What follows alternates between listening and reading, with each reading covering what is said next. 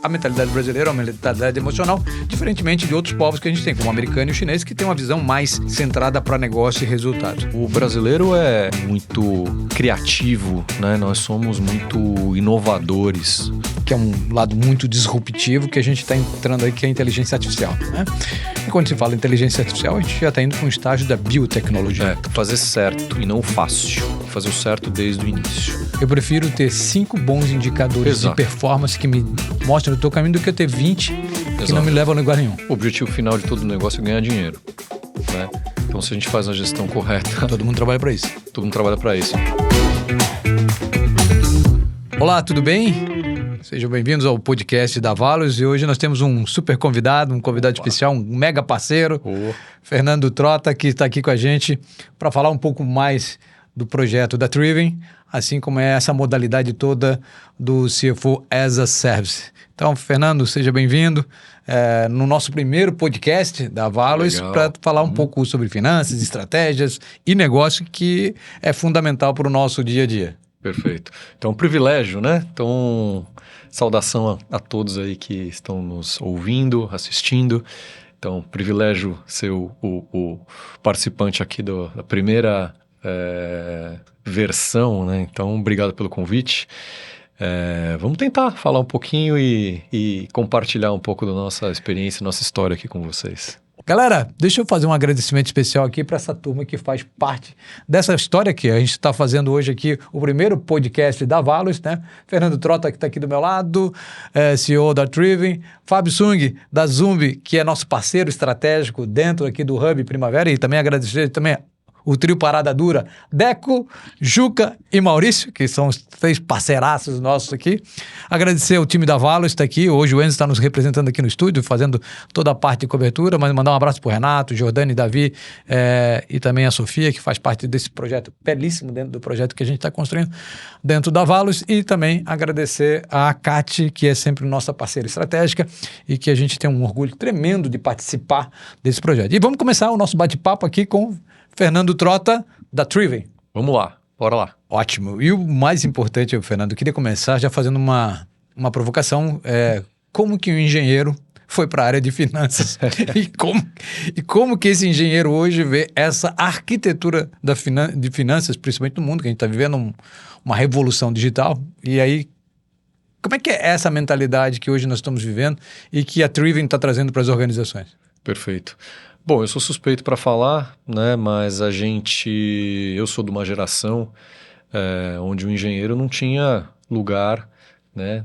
Não tinha muito para onde trabalhar, né? Então, na minha época, eu me formei em 98 e sou de uma geração e num momento, um contexto ali de país onde os engenheiros iam muito para mercado financeiro, né? E eu segui um pouco essa onda, né? Eu fiz engenharia mecânica, mas eu brinco que eu não apertei um parafuso na vida e queria o glamour, né, do mercado financeiro, 20 e poucos anos ali, foi isso que eu fui buscar na época. E a gente vai amadurecendo, percebendo que algumas coisas que fazem sentido em um determinado momento, depois, né, já não fazem mais. Mas a engenharia e o mercado financeiro e o mundo corporativo são uma grande escola, né? Eu fiquei 16 anos no mundo corporativo, mas desses 16, 10 em uma grande empresa, né, num grande banco. E depois fui CFO, né, de uma empresa menor, né, uma empresa, né, de dono ali que a gente brinca. E aí decidi, contrariando as orientações do meu pai na época, né, decidi empreender ali a partir de 2015, né? Meu pai dizia, olha, filho, entra numa boa empresa, né, arruma um bom emprego, aí você faz o seu pé de meia. Padrão. Faz o seu pé de meia. Ele brincava assim, e se quiser arriscar um pouquinho, presta um concurso público. O Banco do Brasil. Exatamente, né? Mas aí você faz o seu pé de meia e depois você vai ser feliz. E eu falei, cara, mas eu quero ser feliz agora, né? Não quero esperar quando eu fizer o pé de meia. Quero fazer o pé de meia o mais rápido possível e ser feliz o mais rápido possível, né? E essa foi uma busca na minha vida, na minha carreira toda. E é uma época que 2000, 98, 99, 2000, falar de felicidade na época era sinônimo de ser vagabundo, né? Trabalho é antônimo de prazer, né? Trabalho é Negócio sacrifício. Negócio, Esforço. negar o ócio. Então essas coisas não combinam, né? E eu sempre fui muito crítico em relação a isso. E demorei. Eu fui ser feliz com 40 anos, né? Hoje eu tô com 49, fui ser feliz com 40 anos, eu admito. E acho que a Triven faz parte dessa jornada pessoal, né? Desse meu entendimento e dessa minha busca, né? Por que a gente fala hoje muito de propósito, né? Mas na essência é isso que eu buscava, algo que a gente pudesse, do qual eu pudesse me sentir orgulho de fazer parte, de ter criado e de ser relevante dentro de um contexto e de um mercado onde a gente atua. E graças a Deus hoje eu me sinto muito realizado, é isso que a gente conquistou. Eu sou muito feliz com o que eu faço, sou muito feliz como empreendedor, né? Não é fácil. É uma jornada complexa. Muito complexa, né? Simples e fácil são coisas diferentes, então não é fácil. Aliás, não é nem simples nem fácil, não. Né? Mas eu hoje, sim, me sinto muito realizado. A Triven, pegando o gancho da tua pergunta, ela é relevante, felizmente. Hoje a gente é muito relevante no mercado que a gente se propôs a atuar, que é a empresa de tecnologia.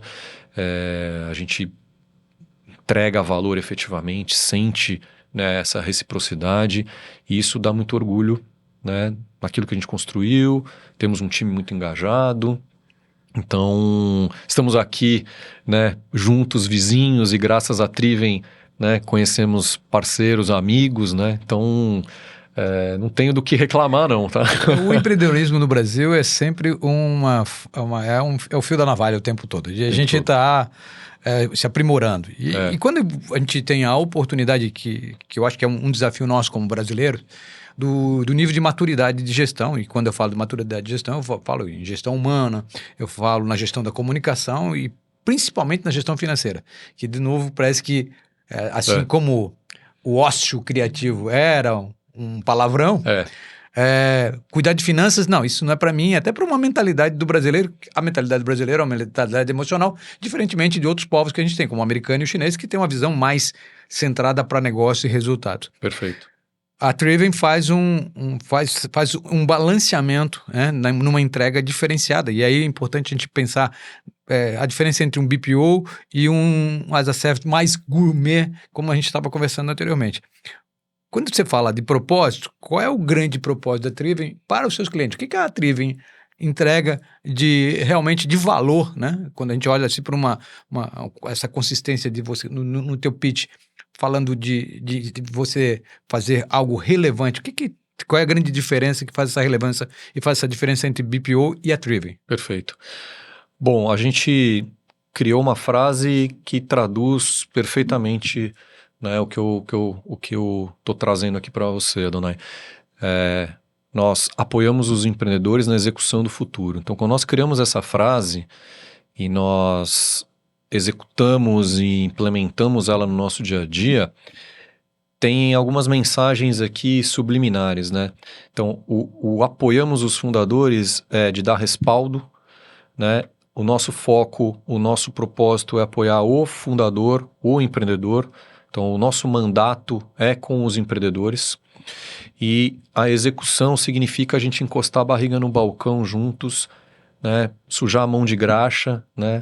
E aí vem né, um pouco da minha experiência da engenharia aqui. É o chão de fábrica mesmo. Onde eu consigo sujar a mão de graxa, né? E é justamente esse o propósito, ou seja, a gente apoia aquelas pessoas que são parte do Brasil que dá certo, eu falo muito isso, né? Trabalhar com o mundo de inovação é muito legal porque você não vê reclamação, você não vê gente se queixando da vida, você vê gente buscando, né, crescer, né, buscar seus sonhos. Então, nossa grande alegria é a gente cuidar da lojinha enquanto o empreendedor faz aquilo que tem que ser feito, né? Então, a gente se propõe a dar uma visão do negócio que as pessoas não tinham, a gente se propõe a dar uma segurança, né, no sentido de, olha, faz aquilo que você precisa fazer e se tiver que acender alguma luz no painel, a gente acende aqui, né?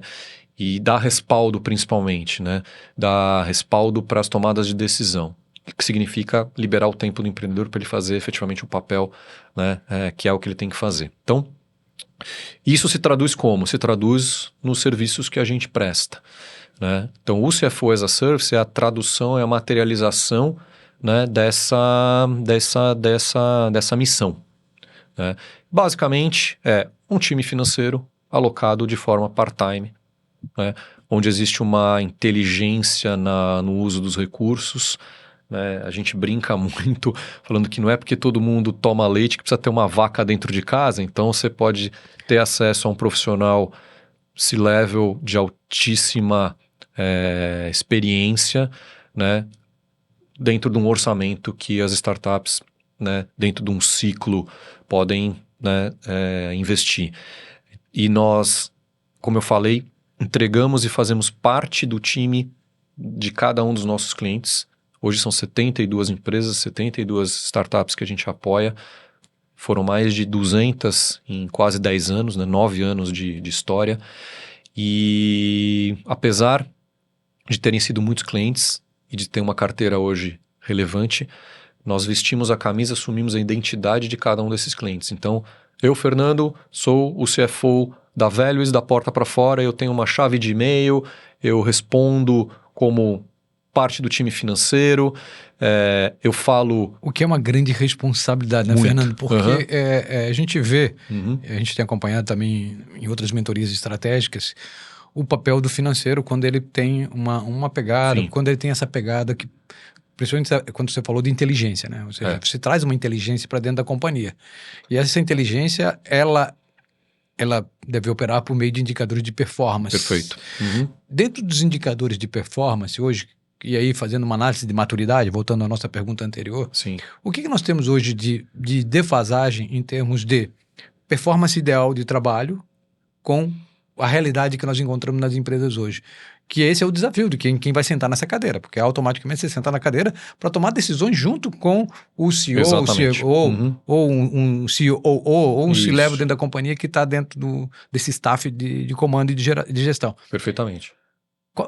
Onde é que está essa falta de balanço? Onde é que está essa falta entre o realidade versus necessidade ou modelo ideal? Perfeito. Eu vou fazer o gancho com a tua pergunta anterior, né? No sentido de, apesar de nós nos propormos a entregar valor por meio de um apoio tático estratégico, que basicamente é o papel ali de um CFO, nós nos preocupamos muito com a operação, com a disciplina operacional do dia a dia, né? Porque senão a gente seria, como a gente brinca, mais um palpiteiro na vida do empreendedor. Então, eu, apesar de me propor a entregar valor, eu cuido de dados, eu cuido do processo, eu aloco um controller na operação, eu aloco muitas vezes, quando a empresa não tem alguém dentro de casa fazendo o dia a dia, um analista financeiro, porque dados bem trabalhados geram informações de qualidade, informações geram tomada de decisões assertivas, né? Então, para eu poder entregar o meu valor, que é apoio tático, tesouraria, controladoria, FP&A, né, planejamento financeiro e apoio à tomada de decisão, eu preciso ter insumo para fazer essa entrega. Então, a gente se preocupa muito com o dia a dia, que é a operação, a disciplina operacional. E é isso que nos diferencia, pegando o gancho da tua pergunta anterior, de um BPO, né, e do nosso trabalho, que é de CFO as a Service. Então, algo bem tailor-made, ou seja, sempre aderente àquela necessidade específica daquilo, porque independentemente das empresas ou de qualquer segmento, as dores são semelhantes. Mas o remédio é diferente. Perfeito. E o que a gente encontra muito, eu costumo dizer que finanças sofre muito a síndrome do ainda por cima, né? Então todo mundo, se você for fazer um evento para falar de growth, né, de estratégia de M&A, você vai lotar um auditório. Mas fazer um evento para falar de finanças, vai uma meia dúzia, né? Então finanças é sempre o patinho feio, né? Tá mudando, mas é o patinho feio, e a gente brinca, fala que é muito ainda por cima, né? Pô, eu tenho que crescer, eu tenho que dar resultado, eu tenho que vender, e ainda por cima eu tenho que fechar resultado, ainda por cima eu tenho que conversar com a contabilidade, né? Então, a gente sempre encontra esse cenário de uma baixa maturidade, né? De geralmente uma preocupação muito com o dia a dia, mas uma necessidade de o empreendedor ter conversas de alto nível, porém, ou não ter os processos e as informações ainda estruturadas para esse tipo de conversa, né? Ou muitas vezes sabe que é preciso, mas não priorizou ainda por um momento da empresa, o que está tudo bem. E a gente entende que tudo segue um ciclo e uma, né, e uma maturidade natural. Né? Então, você viu muito empirismo nessa... Porque tem gente que, por exemplo, nós como empreendedores brasileiros, nós somos muito altruístas, né? E aí a gente usa do empirismo, né? E você encontra muita desses... Porque assim... Às vezes as empresas elas não foram preparadas, ou o empreendedor não estava preparado, não teve o conhecimento, não teve informação, e não teve esse senso de prioridade, que é importantíssimo. Sim. Mas tem um outro lado que é aquilo que você falou, né? A realidade das empresas, ou seja, às vezes ele está lá na leitura do mercado e o financeiro ele vai ficar sempre, talvez, no último lugar. E tudo bem. Quando isso acontece, Fernando, a gente perde... em alguns momentos, um foco estratégico, que principalmente que é eficiência operacional. Né? Exato. Porque os indicadores trazem a performance da companhia, tanto da tua performance com o financeiro, com o teu comercial, com os investimentos no time. Então, toda essa leitura. Nas empresas que você hoje modula, que você tem a oportunidade de modular, que você encontra essa realidade que ainda é um pouco desprovida desse conhecimento, qual seria o primeiro momento que você analisa e diz assim, bom, isso aqui nós vamos mexer, vamos trazer para esse ponto, isso aqui nós precisamos performar. Como é que você traz esse... Claro que todo o teu projeto é um tailor-made, depende de cada situação, mas como é na tua linha geral, nas tuas linhas gerais, como é que você constrói essa dinâmica junto com o teu cliente para dizer o seguinte, ó, é por aqui o caminho, até para gerar um caminho seguro. Sim. Perfeito.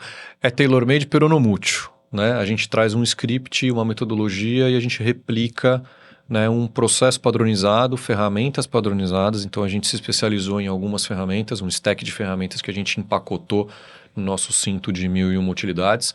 Então quando a gente entra num cliente novo, a gente já sabe o que a gente vai fazer.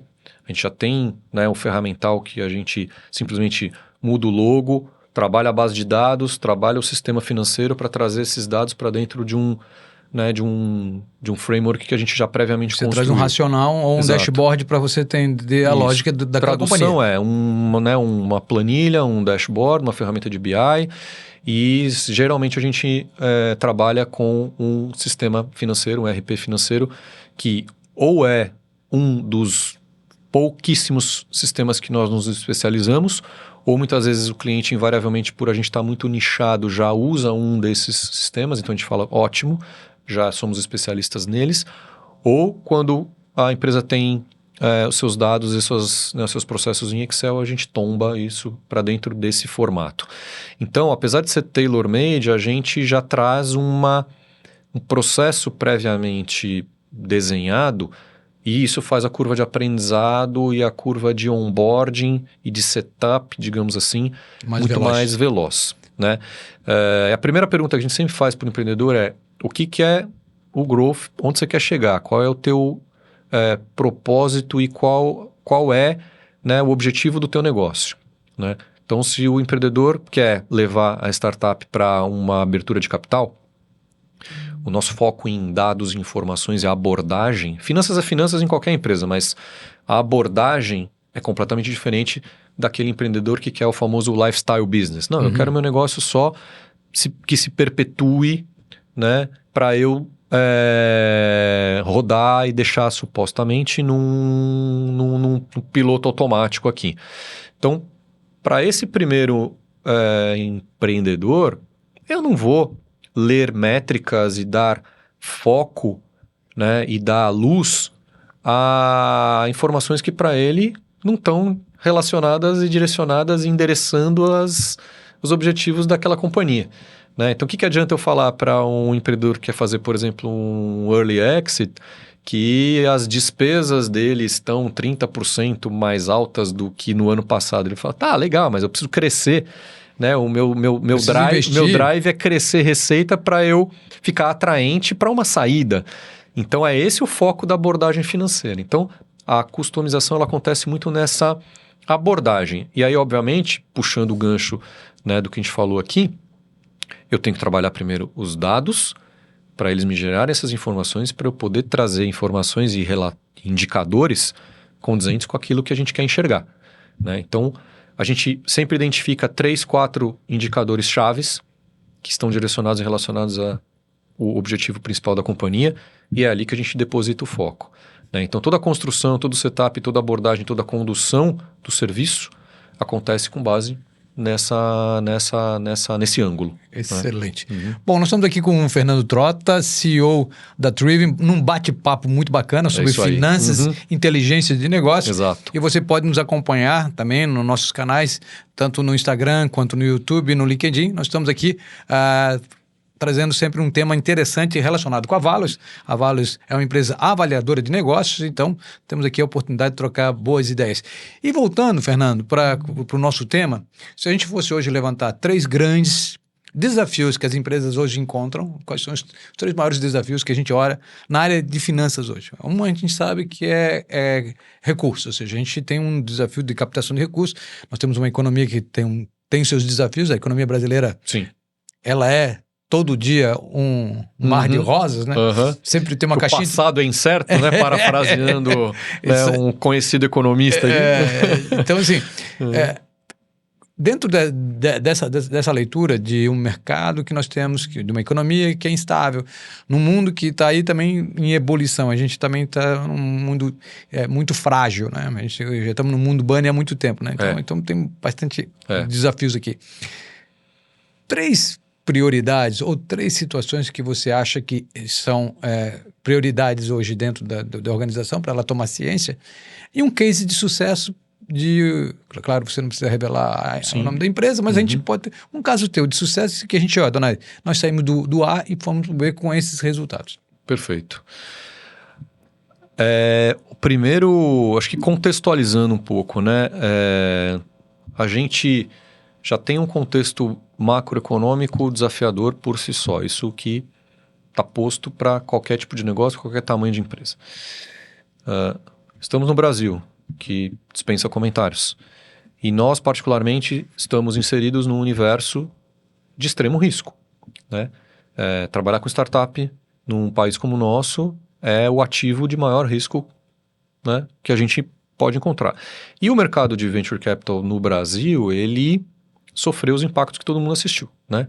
Então, 2021 a gente tinha lá um cenário de investimento super favorável em venture capital, casa lá de 10 bilhões de dólares no Brasil. 2022, por razões óbvias, despencou ali para uns 3 bilhões. 2023 foi mais ou menos isso, 3, 4 bilhões. E 2024 a gente não tem números oficiais ainda, mas subiu e foi provavelmente na casa de uns 7 bilhões mais ou menos, né? E a maturidade desse mercado, ela mudou, né? Aquele dinheiro fácil, entre aspas, né? Que a gente via ali... pitch bonitinho. Exato, aquele PowerPoint bonito, já todo mundo sabe, não brilha tanto quanto brilhava há 3, 4 anos atrás. Então, captar dinheiro hoje no Brasil, em Venture Capital, está muito mais difícil no sentido de demonstrar as principais informações ou os atributos que os investidores hoje buscam. Rentabilidade, liquidez, break-even o mais rápido possível e por aí vai, né? Então, o que a gente tem visto hoje? Eu vou responder a tua pergunta dentro do nosso universo aqui, né? A gente vê hoje, dentro dos 3 desafios, o primeiro, que isso é comum a todas as empresas, a gente acabou de falar aqui, a disciplina operacional, o dia a dia, que é fazer, né, os processos bem feitos, né?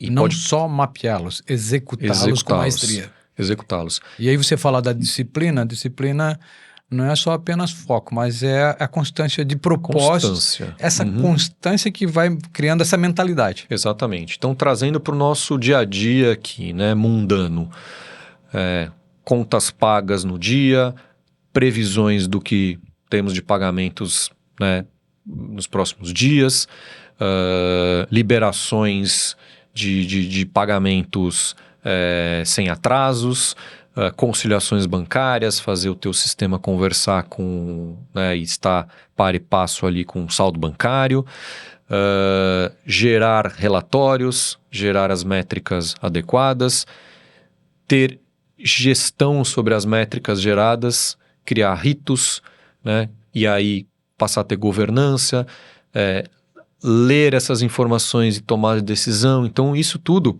é cadência, consistência, né? Disciplina. Então todo mês eu vou fazer no dia tal uma reunião com a contabilidade. Todo mês os sócios se reúnem para discutir número.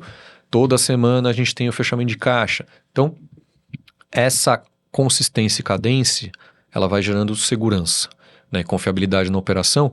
E o que muita gente sabe, mas negligencia muitas vezes, é que esse processo, ele muitas vezes, aí no contexto onde a gente está inserido, ele gera um fator de multiplicação que pode ser de 0 né, a N, e aí entrando no nosso universo aqui da Vales, de valuation.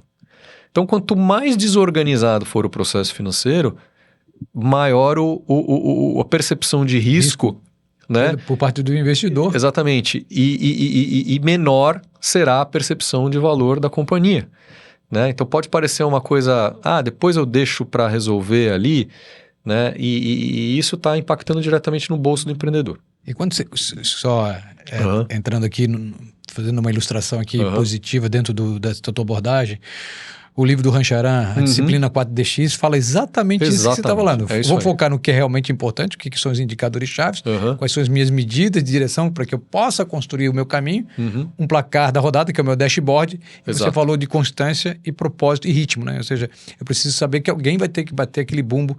E aí, só queria, pegando na tua fala anterior, quais os ritos que vocês acham que são interessantes? Não só aquelas reuniões estratégicas, mas as reuniões de realmente avaliação de performance da companhia. Como é que vocês conduzem os ritos? Só pegando um pouco para a gente voltar para as prioridades.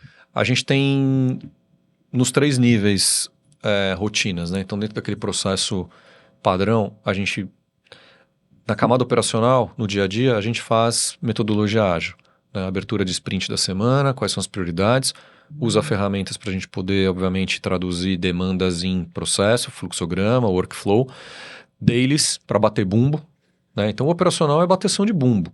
O que a gente tem de prioridade essa semana? Quais são as tarefas que a gente vai fazer essa semana? Legal, todo dia a gente vai medindo temperatura e vendo se as coisas estão acontecendo. No final da semana, fecha os prints da semana e vê o que aconteceu, por que não aconteceu e o que a gente tem que fazer de diferente na semana seguinte, né? Existe, no nosso caso, uma rotina junto aos clientes que a gente chama de checkpoint semanal. Então, apesar da gente ter um canal direto, onde a gente trata ali quase que 24/7 com cada cliente no dia a dia, né? Tem um momento ali onde a gente põe a bola no chão e fala, bom, vamos fazer o balanço aqui da semana e repriorizar, né, as rotinas e tudo que a gente estabeleceu, né? Então isso dá consistência, isso dá cadência, né? Bom, legal, eu estou ali falando no dia a dia, mas tem um momento que a gente faz o balanço da semana e repactua, né, as prioridades. E um rito mensal, tático / estratégico, a gente senta, olha resultado. E aí não é olhar resultado só no retrovisor, o que aconteceu, mas é olhar retrovisor, olhar resultado e entender o que esse resultado se traduz no futuro da companhia. Dentro de uma visão preditiva de todo o processo. Preditivo. Então, posto que temos estes números... O cenário que se estabelece... é este, né? Se fizermos tal coisa, vai para outro caminho. Se outra coisa mais esta primeira acontecer, então essa é a discussão que a gente sempre põe na pauta. Tá? E contabilidade, né? Assim, eu defendo muito aqui, né, a proximidade da área financeira com a contabilidade, né? Porque é a lei de Murphy. É a hora que você vai sentir a dor, é quando você mais precisa, né? O investidor pede o balanço, aí você vai olhar, o último que você tem é de 8 meses atrás. Não está atualizado. Não está atualizado, aí pede para a contabilidade, mas é a hora de fazer a demonstração de imposto de renda pessoa física, então eles pedem, né? Você pediu na hora errada, vai demorar pelo menos mais 2 semanas, quando vem você olha e fala, tem um monte de coisa para resolver e você está devendo para quem te pediu. Então, o ideal é você abrir a gaveta e falar, tá aqui. Pediu o balanço do ano passado, os 3 últimos anos, abriu a gaveta, tá na mão, né? Gera segurança, gera percepção de processos bem estruturados, né? Então, do segundo ponto aqui que a gente entende que é relevante, além da disciplina operacional e dessa cadência, desses ritos, é proximidade com a contabilidade. Contabilidade é o parceiro tão estratégico quanto ter um CFO dentro da companhia, né? E acho que o terceiro ponto é liquidez, né? Seja via investimento, seja via funding próprio, seja via prestar serviço para financiar o próprio, né, desenvolvimento de produto. Então, Que na linguagem das startups é o teu cash burn que tu tens caixa. para ter. E Exatamente. o caixa é o rei. Exatamente, né? Existe uma metáfora aí do mundo financeiro, né? Algumas pessoas se apropriaram não fala? Da autoridade, de ser o autor da frase, que é dinheiro traz liberdade, né? Então, a gente vê muitas vezes uma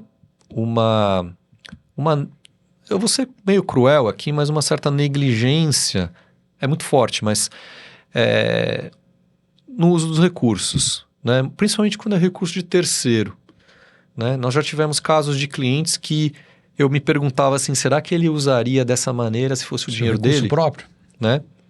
Então, escritórios e benefícios, não que não seja importante, mas gera benevolência, que eu acho que aí, em algum momento, a displicência bate na porta e diz... Displicência. Negligência é muito forte. Displicência. Então, a gente sempre fala para os nossos clientes assim, cara, vamos usar o dinheiro como se fosse teu, como se você tivesse vendido o teu apartamento, colocado no caixa da empresa para...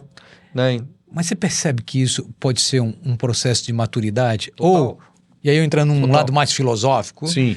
Um processo egocêntrico, ou seja, agora eu tô no poder e aí eu acho que eu domino todas as situações e aí eu sou o rei. Em vez de ser o caixa ser o rei, eu sou o rei. Nossos avós já falavam, né? O dinheiro não aceita desaforo, é muito isso. Então, essa é a mentalidade que a gente procura trazer, só que a gente não põe o pé na porta, né? A gente sempre deixa muito claro que a gente dá respaldo, mas a decisão final é do founder, do empreendedor. Do dono, o dono é que tem o comando. Mas o nosso papel é recomendar, orientar e dar luz, né, a temas como esse. Então, acho que os três, né, ancorando aqui, acho que os três grandes desafios são disciplina operacional, né, contabilidade e liquidez e gestão inteligente do caixa.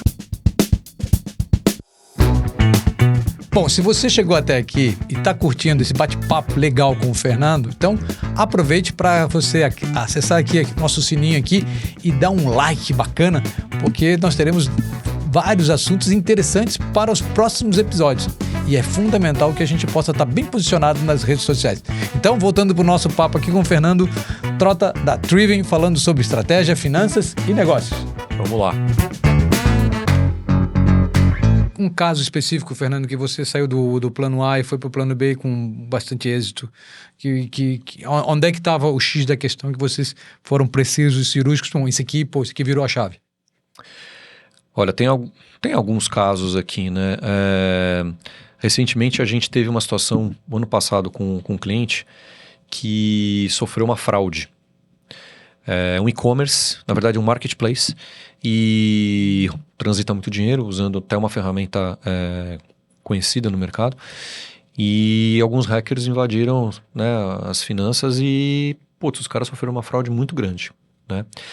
E naquele momento a gente já estava alguns meses ali na operação, já implementando muito essa filosofia, e a gente conseguiu recuperar uma parte.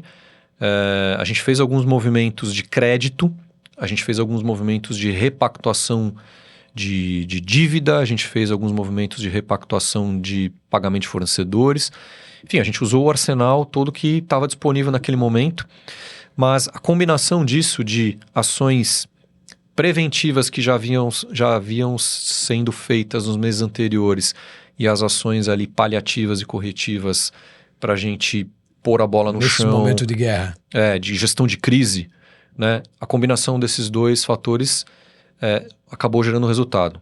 Então, hoje a gente, nesses últimos meses aqui, a gente conseguiu comemorar, junto com esse cliente, né, resultados já positivos, pagamos né, os saldos de dívida que foram tomados naquele momento. Então a gente fez um exercício ali de planejamento, né, com o apoio do empreendedor ali, que foi um case muito legal, né? Então nós abrimos mão também de parte do nosso pagamento. A gente falou, né, não tinha como ser diferente. Olha, seguramos a onda aí. Eu posso ser um dos últimos da fila ali, fica tranquilo, né? Não se preocupe com a gente, vamos se preocupar com os outros fornecedores aqui, né? Então nessa hora a gente vira fornecedor, a gente deixa de ser time e vira fornecedor.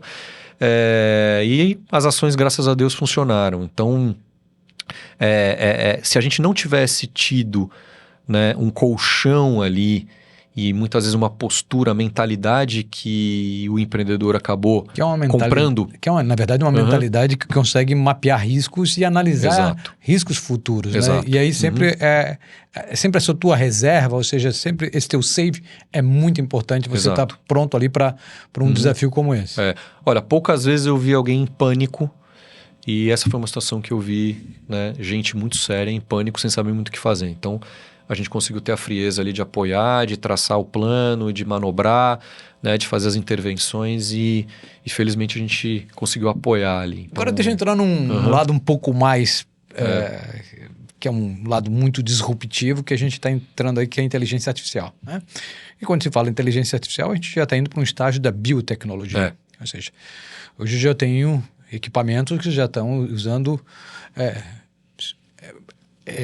elementos vivos para poder usar essa parte de processamento, e é algo assim que a gente... Assustador, né?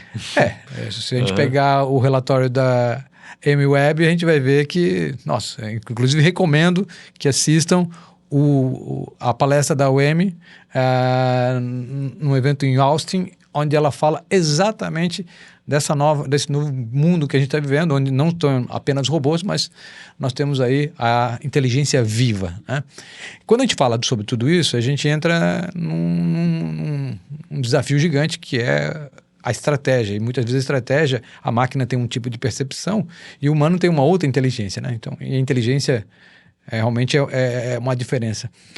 Quanto está contribuindo a inteligência artificial na vida da Triven? O que isso contribui e o que ela passa a ser parceira ou ela passa a ser concorrente? É parceira, é ferramenta. Né? Acho que é muito contraditório o poder da inteligência artificial. Né? Mas a gente enxerga não como uma ameaça, mas a gente enxerga como recurso. E a gente vem usando como recurso. Confesso, do que gostaríamos e do que poderíamos, mas a gente já começou a criar uma cultura de uso de tecnologia, principalmente de AI, nos nossos processos. Exemplos bobos, né? A gente tem lá um assistente virtual para reuniões, então antigamente a gente fazia as anotações, agora você usa assistentes que gravam, que dão os tópicos da reunião, dão um resumo e as tarefas de cada participante da reunião, né? A gente usa muito na tradução e na higienização e interpretação de informações, então a gente começou a aplicar isso, só que não terceirizando a responsabilidade, mas trazendo como subsídio. Um repertório. Né, um subsídio.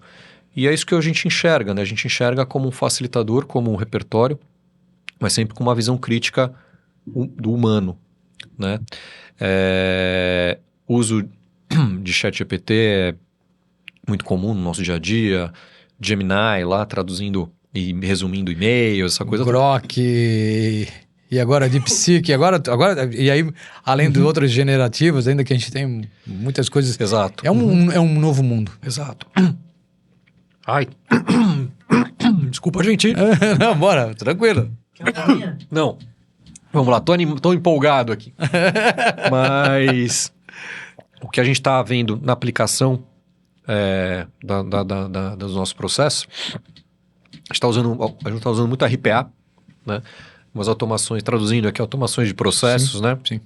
Então, coisas que eram feitas manualmente pelo nosso time. RPA, hiperautomação, toda Sim. essa parte também dos agentes de transformação que vocês também... Exato. Então, um analista financeiro tem que ser analista, né? Não pode terceirizar para uma AI ou para um processo robotizado, automatizado, né? Uma atividade repetitiva e manual. O braçal mesmo. Para o analista ser analista mesmo, né? Analisar e não apertar botão somente. Então, a gente está muito orientado a isso. A gente, desde 2023, a gente criou um comitê de inovação e a gente implementou não só melhoria de processo, mas como resultado dessa iniciativa, a gente está criando um software agora, um produto. Então, eu brinco que a Privint está agora se fintechizando. Isso é importante. E já tem o software no ar que a gente está tombando, trazendo clientes. Então, esse resultado de trabalho e, obviamente, com o motor de AI lá incorporado, justamente para poder gerar interpretações de números e de uma base de dados que a gente tem. A gente tem uma base de dados, né, de, como eu falei aqui, de 200 clientes. Né? Isso é muito rico. Muito rico. E a gente estava desperdiçando a oportunidade de trazer comparáveis, né, numa leitura que hoje depende muito do repertório particular de cada CFO. Né? Ah, Fernando, o que esse número está dizendo e como é que esse número, né, esse indicador do meu negócio se comporta em relação às outras empresas que você atende? E aí vai do rebolation lá do CFO, do repertório do CFO de dar uma resposta como essa. E agora com leitura de dados, com interpretação, com uma AI assistindo a gente nesse tipo de informação, a vida fica mais fácil. Esse foi o nosso desafio quando nós construímos o Evolution, né? Porque o Evolution está baseado no AAA, ele avalia, né, não só a base de dados do cliente com a base de dados da Valos, e aí ele complementa com o que está no mercado. Então ele traz uma série de indicadores e aí ele traz esse nível, né, que a gente chama de evolução da companhia, avaliando no mínimo 13 áreas específicas que a gente vai coordenando. E isso é uma coisa importante, porque hoje o dado ele tem muito valor, né? E quando tem muito valor, ele é um caminho estratégico que você pode ter para várias situações. E aí, pegando esse gancho, quando a gente fala de inteligência artificial, modelos de negócios e olhando para velocidade, porque eu acho que tem algumas coisas que hoje são velocidade, agilidade, dinâmica de negócios completamente diferentes. Totalmente. Nesse novo cenário, o que a área financeira pode servir de estratégia para o restante da companhia? Como que a gente pode inverter um pouco esse canal ou essa visão estratégica que antes era o comercial, vender, Sim. E que a gente não olha para back-office que está ali. Como que as empresas podem, de maneira muito sensível, drivar o seu projeto a partir de uma visão financeira de negócios com a percepção da Trivium? O objetivo final de todo negócio é ganhar dinheiro, né? Então, se a gente faz a gestão correta... Todo mundo trabalha para isso. Todo mundo trabalha para isso. Então, é contraditório, né? É curioso você não, né, priorizar, né, o correto uso dos seus recursos. A gente fala que finanças é a corrente sanguínea da organização, né? O paciente não morre porque está com a pressão alta, mas a pressão alta é um sintoma de algum problema, né, em algum órgão, em alguma... Então, a corrente sanguínea, assim como finanças, ela percorre a empresa toda, né? Então, já ouvimos lá, a gente teve uma vez uma situação também de um cliente, em 2018, que o briefing, quando a gente começou a trabalhar lá, era assim, olha, o nosso fluxo de caixa, vou parafrasear aqui o empreendedor, o nosso fluxo de caixa é esquizofrênico, né? A maioria é mesmo. Hã? A maioria é mesmo. Muitas vezes né? E aí, quando a gente começou a se envolver, né, e dentro do nosso propósito, do nosso processo, a gente faz um trabalho que a gente chama de Service Design, que é desenhar processos, né? E eu digo assim, olha, a gente vai desenhar o processo do financeiro, mas ele é adjacente a outras áreas. Então, né, tudo deságua no financeiro. Então, se eu tenho fluxo de caixa esquizofrênico, é porque o fluxo de pagamentos, gestão de caixa e fluxo de recebimentos não está bem organizado. Está desalinhado. Então, a área comercial... A gente foi fazendo esse desenho e a gente tinha um processo de venda comercial totalmente desalinhado, né, e esse é um desafio, com a área financeira. Esse é um desafio do comercial, porque o comercial gosta de vender, mas não gosta de trabalhar dados. Sim. Mas aí a informação não vinha, nesse cliente especificamente, a informação não ia para a área financeira, né? E como é que você consegue projetar seu fluxo de caixa para os próximos dias se você não sabe o que você vai receber, né? E se alguém vem, inclusive o sócio... A grande diferença entre vendas e faturamento, né? Exato. Não, e quando vem, inclusive, muitas vezes os próprios sócios trazendo o famoso pastel de queijo. Fala, pastel de quê? Pastelaria aqui. Paga isso aqui para amanhã, paga isso daqui para depois de amanhã. Né? Então, a gente começou a reorganizar tudo isso. E nesse cliente especificamente, uma coisa muito curiosa é que falava-se assim, olha, a gente tem uma inadimplência muito alta, muito atraso, né? E um estoque aqui de atraso e de inadimplência muito grande. Tá, mas qual que é o meio de pagamento? A gente trabalha muito com boleto. Era um software, era um SaaS para food services. Né? Aí pensa a realidade daquele cliente dessa empresa. É uma padaria, é um restaurante, um pequeno comerciante. A última coisa que ele se preocupa é pagar o boleto do software que ele usa. Né? Então, o primeiro erro e o primeiro ponto que a gente identificou ali é, gente, meio de pagamento aqui é cartão de crédito, né? É segurança que vocês vão receber, mas tem a taxa, não importa, né? E se a gente continuar mantendo este formato de trabalho, nós fizemos uma conta ali na época, tinham 2 pessoas internas, 2 analistas financeiras internas que só faziam cobrança. Ficavam ligando lá para o restaurante, emitindo boleto, gerando segunda via. A gente falou assim, olha, se a gente for manter esse processo atual, diante da expectativa de crescimento que vocês estão desenhando, daqui a 1 ano a gente vai ter 9 pessoas só fazendo cobrança.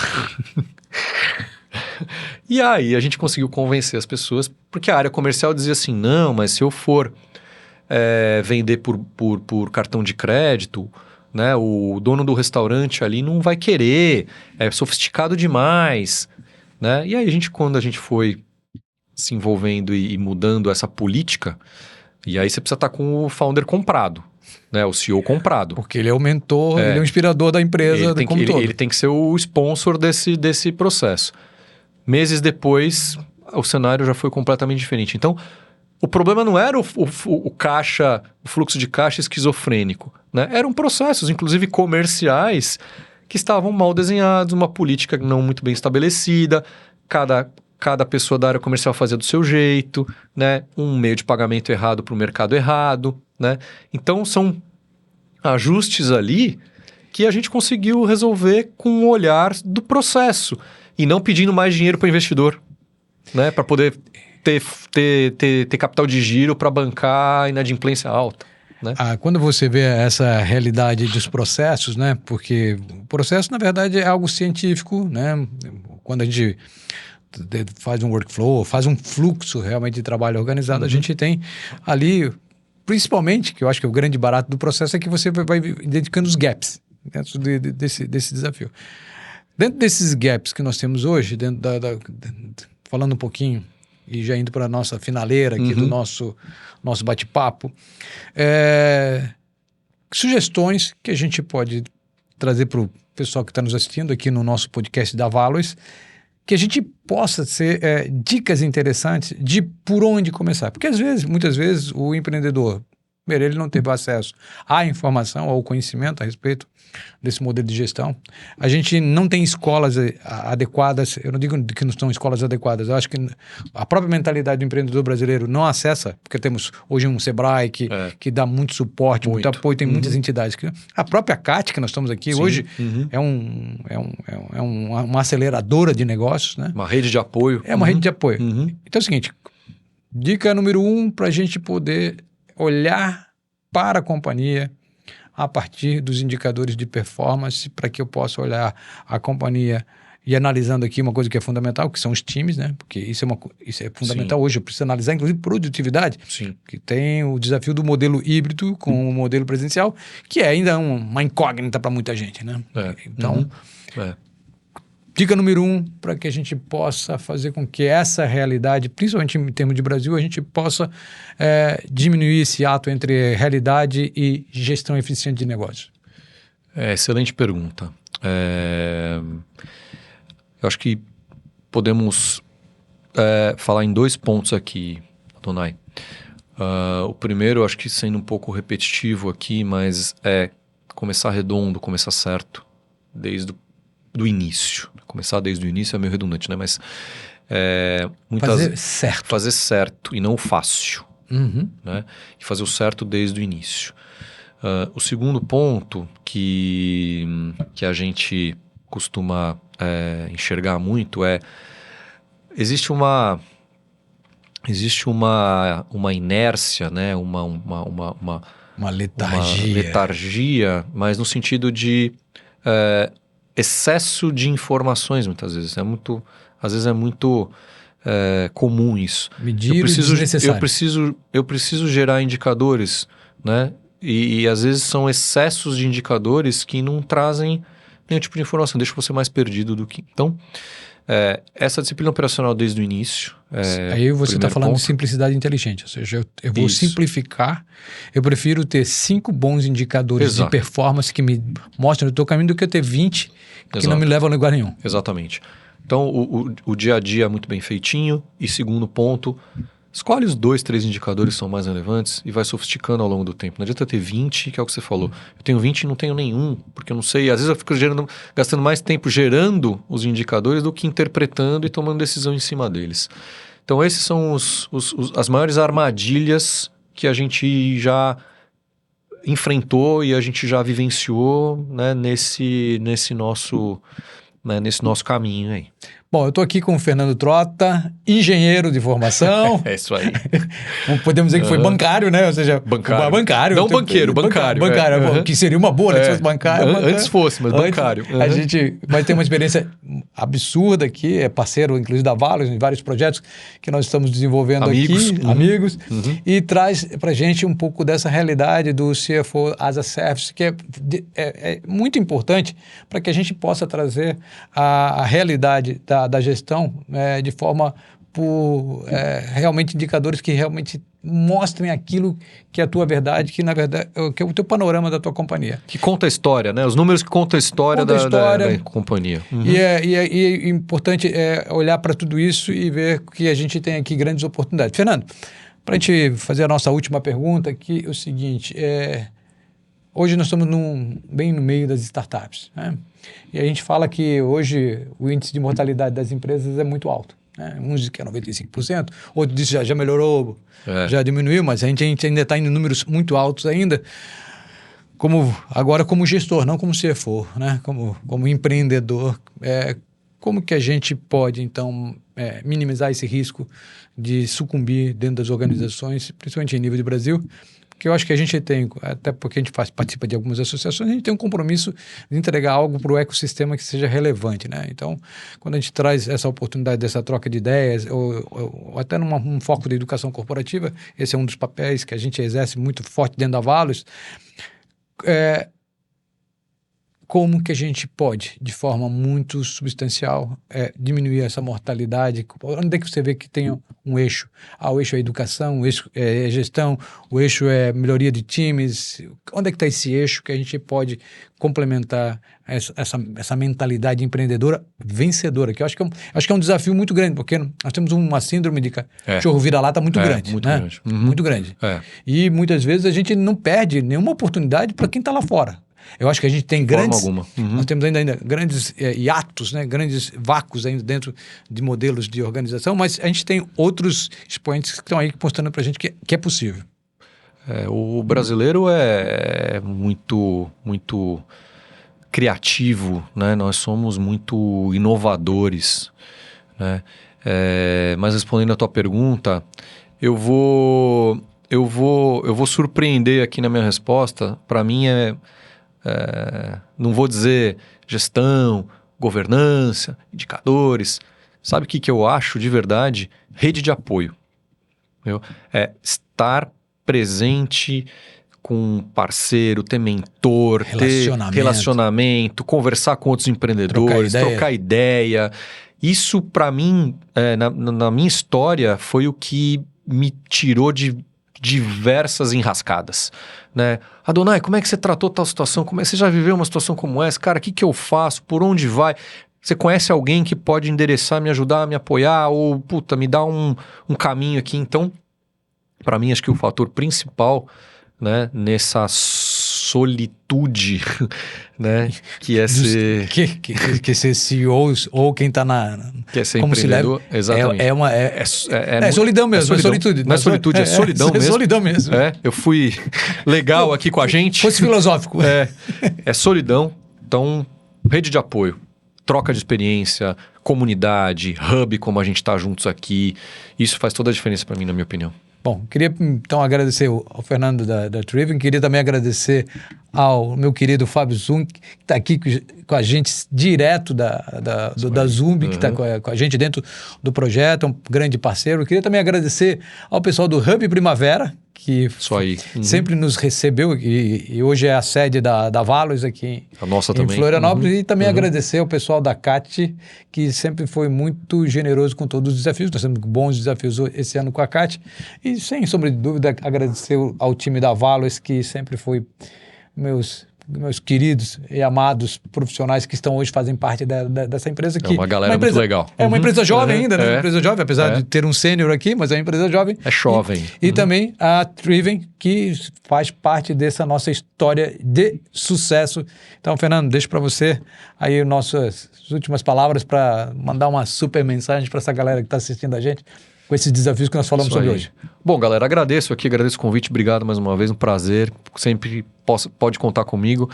E acho que a mensagem é essa, contem com a gente também, se precisarem da Triven, né, do nosso time como rede de apoio. Aproveita, já deixa o site a gente vai deixar claro aqui nas legendas, mas...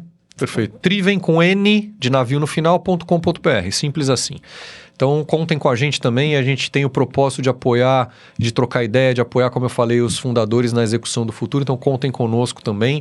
Adoramos tomar café, adoramos bater papo, adoramos trocar experiência e estamos à disposição e quando quiser, conte comigo mais uma vez para os nossos programas aqui, para os nossos bate-papos. Pode ter certeza, porque é sempre um prazer conversar com o Fernando, que além de ser uma figura agradável, de uma inteligência refinada, obrigado. A gente tem aqui a oportunidade de trocar ideias e de crescermos juntos, porque esse que é o grande desafio. Então, agradeço a sua participação, a sua participação online, fique à vontade para conversar com a gente, nós estamos no valos.io e também se você precisar entrar em contato com a gente numa das nossas redes sociais, seja no Instagram, LinkedIn ou YouTube, você fica super à disposição para conhecer um pouco mais do que a Valos. A Valos hoje é uma empresa especializada em avaliação de negócios, com várias oportunidades e aceleração de negócios aqui com umas parcerias estratégicas muito interessantes. Então, um grande abraço, nos vemos no próximo podcast da Valos. Valeu!